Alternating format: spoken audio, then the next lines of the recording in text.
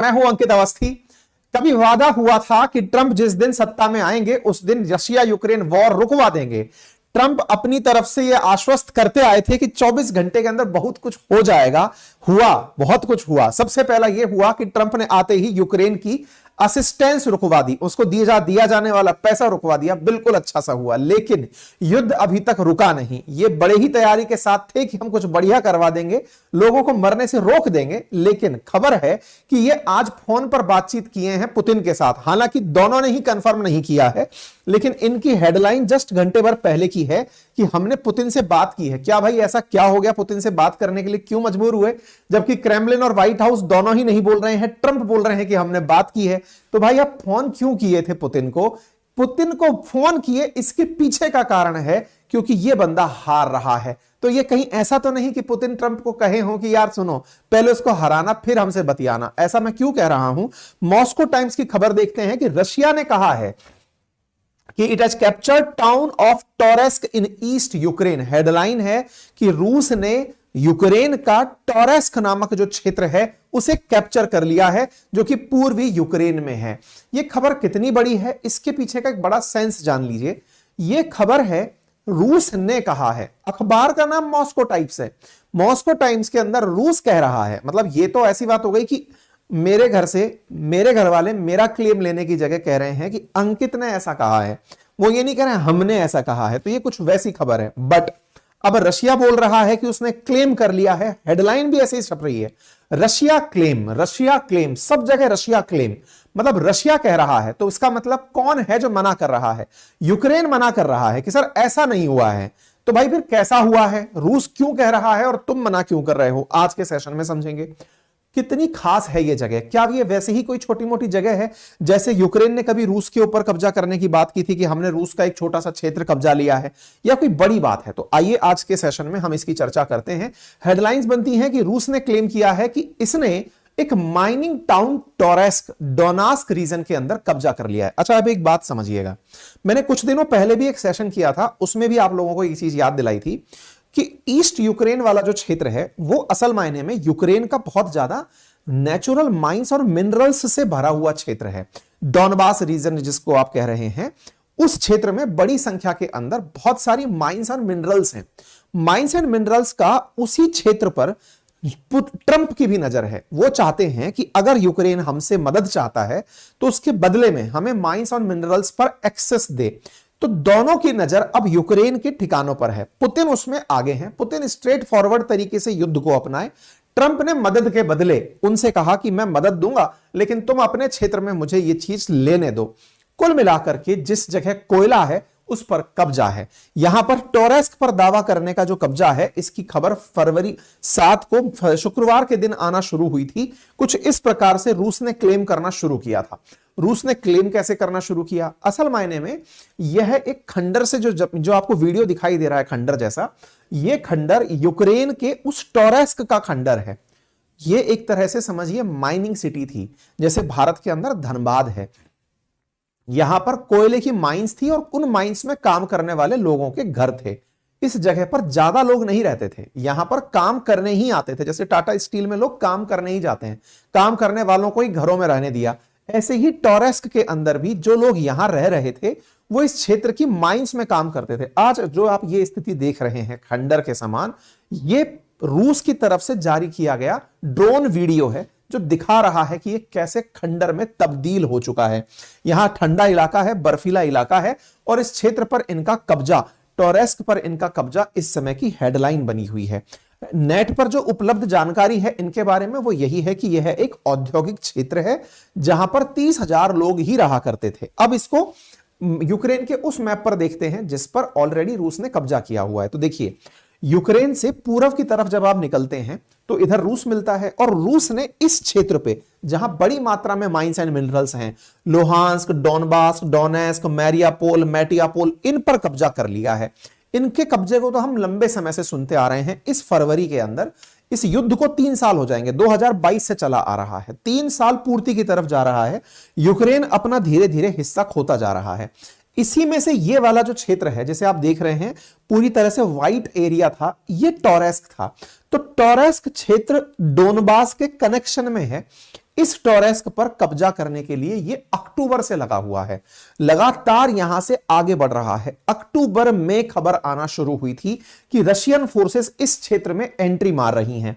अब जाकर के फरवरी में इन्होंने क्लेम किया है कि कब्जा हो चुका है। इससे आगे अब प्रोकोस्क है, अब इस क्षेत्र पर अगला कब्जे की तरफ बढ़ाई कर चुके हैं। इन लोगों का कुल मिलाकर इस पूरे क्षेत्र पर जहां माइंस एंड मिनरल्स हैं, इस पर कब्जा करने का फ्यूचर प्लान है। तो टोरेस्क जो बचा हुआ था, इस पर अक्टूबर 7 की अब आप ये हेडलाइन देखिए, 7 अक्टूबर, मतलब आप ऐसे समझिए आज से 6-7 महीने पहले, अक्टूबर, नवंबर, दिसंबर, जनवरी, फरवरी, 5 महीने पहले, 5 महीने पहले की यह न्यूज है कि यहां पर इन्होंने शुरुआती लड़ाई शुरू की थी। Russia army enter Toretsk as grip eastern region tightness. तो ये यहां पर तब एंट्री किए थे, ये उस समय की हेडलाइंस भी आप देख सकते हैं, टोरेस्क में इन्होंने एंट्री की थी। ये अक्टूबर की ही कटिंग है, 8 अक्टूबर की, कि रशियन फोर्सेस एंटर की ईस्टर्न यूक्रेनियन टाउन ऑफ टोरेस्क। यहां देख रहे हैं, इन्होंने तब एंट्री मारना शुरू किया था। और आज 7 फरवरी है, अक्टूबर से 7 फरवरी डॉट 5 महीने में, आज तो फरवरी 9 है, परसों की यह खबर है कि रशिया ने क्लेम किया है, मतलब 5 महीने बाद इन्होंने क्लेम किया कि हमने स्ट्रेटेजिक टोरेस्क सिटी जो ईस्टर्न यूक्रेन में है, उसे इंटेंस बैटल के बाद प्राप्त कर लिया है। 5 महीने के अंदर अंदर इन्होंने इस क्षेत्र टोरेस्क को कब्जे में ले लिया है। और इस जगह पर माइंस का ही मेजर काम हुआ करता था। अब माइंस को एक बार मैप पर देख लीजिए। देखिए, यूक्रेन से जब पूर्व की तरफ आप निकलते हैं तो ये जो जितना भी कलरफुल एरिया दिख रहा है आपको, ये पूरा सबसे ज्यादा माइंस से रिच एरिया था, जिसमें प्रीशियस मेटल एंड ऑल मिला करते थे। ये तो इन्होंने डे 1 पे ही कब्जा कर लिया था, मतलब शुरुआत में ही डॉनबास वाला जो ये रीजन है, इस पर कब्जा कर लिया था। अब ये धीरे धीरे इस क्षेत्र की तरफ आगे बढ़ रहे हैं। ठीक है, तो आप प्रीशियस कोल के अंदर अगर देखें तो ये पूरी कोयले की बेल्ट है डॉनबास में। तो डॉनबास के इस क्षेत्र पर कब्जा हो गया और अब इस क्षेत्र से ये थोड़ा आगे की तरफ निकल करके टोरेस्क पर कब्जा कर लिए हैं। इन्हीं क्षेत्रों में मेटल्स हैं, इससे थोड़ा आगे ऑयल और नेचुरल गैस है। आने वाले समय में अगर और आगे बढ़ते हैं तो ये ऑयल और नेचुरल गैस के लिए बढ़ेंगे। ठीक है साहब, 2022 में यहां 30,000 की आबादी थी, 90% लोग यहां से वैसे ही चले गए थे। अब आप इधर देखें, इस खंडर को देखकर अंदाजा लगा सकते हैं। अच्छा, ये वाकई में एक भयावह सीन है। हमको सुनने में एक बार के लिए ऐसा जरूर लगता है, क्योंकि रशिया के प्रति प्रो इंडियन सेंटीमेंट, मतलब प्रो रशियन सेंटीमेंट रहता है इंडिया में, तो उसे देख करके ये फीलिंग जरूर आती है कि यार रशिया है तो अपन है, और अपन है तो रशिया जो कर रहा है उसके साथ है। लेकिन अगर एक बार भी ह्यूमैनिटेरियन ग्राउंड्स पर आप इन तस्वीरों को देखें तो ये तस्वीरें अपने आप में आपके दिमाग में इतनी ज्यादा निराशा भर देंगी, आपके दिमाग में प्रश्न खड़े कर देंगी कि इनकी गलती क्या थी। किनकी? जो लोग यहां रह रहे थे। गलतियां केवल हुक्मरानों की थी जो शासन कर रहे हैं। जेलेंस्की की जिद कह लो या पुतिन की जिद कह लो, इस क्षेत्र पर यूक्रेन में लगातार जो पुतिन एंट्री करते चले जा रहे हैं, और एंट्री के बाद जो यहां लोग रह रहे होंगे, उनकी गलती यह थी कि वो देश के राष्ट्राध्यक्ष नहीं बने थे।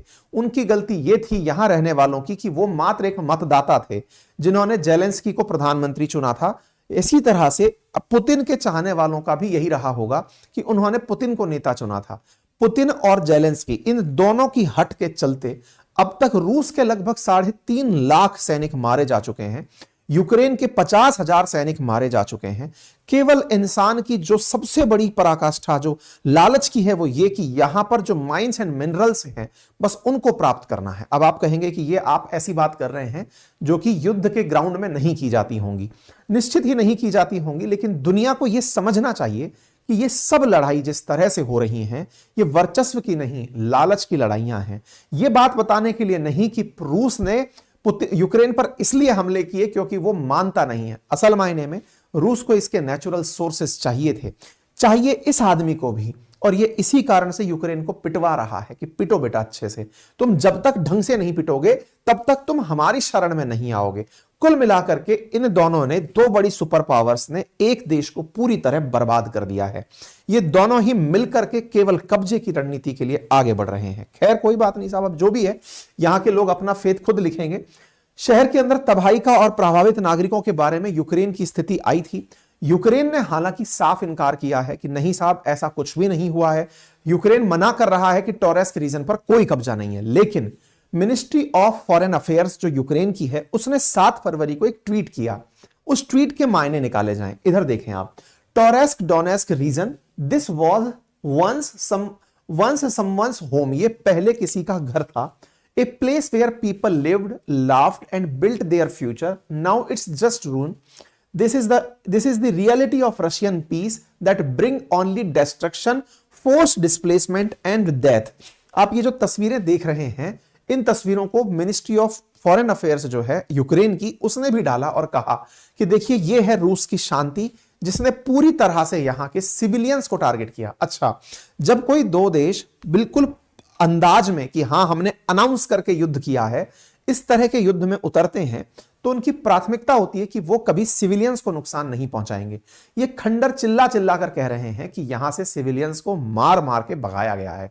अब रूस की नजर यहां से आगे प्रोकेसो पर है, जो कि अपने आप में रूस के लिए बहुत इंपॉर्टेंट है, क्योंकि यहां से वो कनेक्टिविटी को बढ़िया रखना चाहता है, ताकि जिस माल को वो पकड़ रहा है, जिस माल के लिए खजान वो खा रहा है, उस जगह के माल को निकालकर वो पोर्ट तक आसानी से पहुंचा सके। तो कोयले पे कब्जा हो चुका है, अब स्टील इंडस्ट्री प्रोकेसो में इनका दिमाग चल रहा है कि अब इसे कब्जा करना है। ये इस दिशा में बढ़ रहे हैं। यूक्रेन क्या चाहता है? यूक्रेन की चाहत है कि भाई इस चीज पर बातचीत हो, लेकिन बातचीत किस ग्राउंड पर हो, कि जिस क्षेत्र पर कब्जा कर लिया गया है उसे कब्जा ही रहने दिया जाए, कि भाई ठीक है रूस वालों आप इसे रख लो।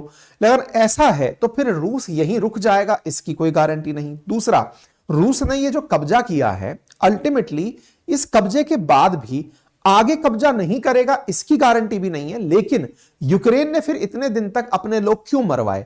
फिर तो बेहतर था कि डे वन पे ही कह लेता कि हां भाई ले लो, आप ही ले लो इसको। तो यूक्रेन एज ए कंट्री अगर इस बात में संघर्ष कर रहा है कि यह क्षेत्र भाई मेरा है, इस क्षेत्र को मैं स्वीकार नहीं करूंगा कि आप कब्जा करें, यह यूक्रेन का वास्तविकता में एज ए नेशन स्टैंड होना भी चाहिए। क्योंकि कल को इस तरह से जो कब्जा हुआ है, तो वो तो आने वाले समय में रशिया पूरे ही यूक्रेन पर कब्जा कर लेगा, ये कहते हुए कि ये तो पूरा ही यूएसएसआर था, तो मैं पूरे क्षेत्र पर कब्जा करूंगा। तो ऐसे में तो फिर यूक्रेन के अस्तित्व का कोई सवाल ही नहीं बचा। आज यूक्रेन का संघर्ष ही है जिससे कि ये यहीं तक रुके हुए हैं। अदरवाइज इनका तो फुल प्लानिंग यूक्रेन पर कब्जा करने की थी। लगातार 3 साल में ये इस क्षेत्र से आगे नहीं बढ़े। सोचकर देखने वाली बात है कि शुरुआत जब युद्ध की हुई थी तब लोगों ने दिन इस तरह से काउंट किए थे कि 7वें दिन तक कीव पर कब्जा हो जाएगा। लेकिन आज जेलेंस्की की हठधर्मिता ही कहिए कि वो 3 साल से इनको यहीं रोक कर रखे हुए हैं। दुनिया भर से सारी मदद इकट्ठी करके ये इनके ऊपर हमलावर हो रखे हैं। आज जेलेंस्की ने दुनिया में एक अलग मॉडल प्रस्तुत किया है।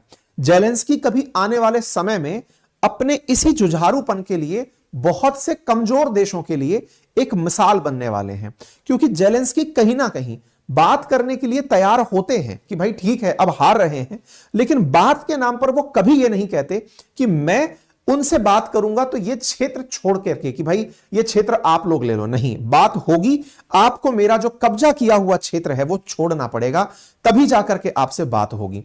जेलेंस्की खुद बोल रहे हैं कि हमारे 45,000 सैनिक मारे जा चुके हैं, रूस के 3.5 लाख सैनिक मारे जा चुके हैं। अच्छा, इस बात में सच्चाई हो सकती है, क्योंकि रूस के पास इस समय बहुत ज्यादा जो किल्लत है वो इंसानों की ही है। यही कारण है कि वो नॉर्थ कोरिया से भाड़े के सैनिक ले गए।